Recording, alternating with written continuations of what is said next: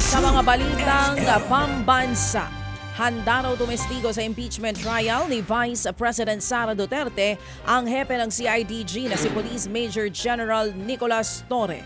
Ayon po sa dating Regional Director ng Davao Police, susunod siya sa DOJ kung sakaling ipatawag siya sa paglilitis kaugnay sa mga kaso ni VP Sara na iniimbestigahan ng CIDG at ng NBI. Matatandaang si Torre ang naghain ng kaso laban kay dating Pangulong Rodrigo Duterte. Kasunod ng pahayag niya na patayin ang ilang senador.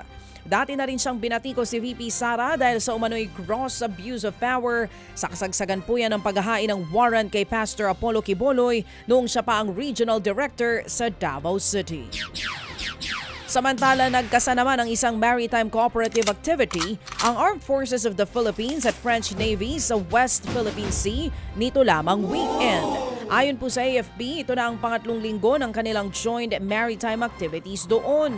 Isinabak dyan ang higit 6 na assets ng Pilipinas kasama po ang BRP Jose Rizal at ang ating C-90 aircraft.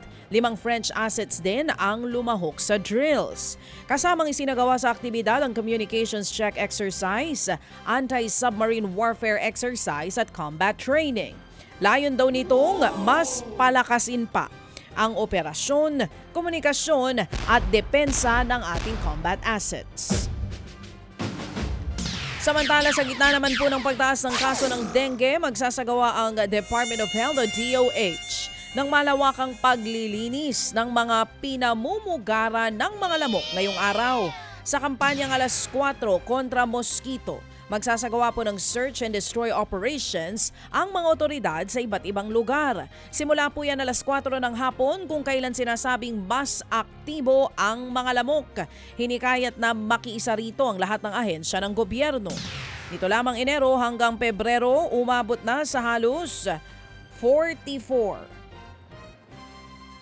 44,000 nga po ng mga kaso ng dengue sa buong bansa. Malaki po yun.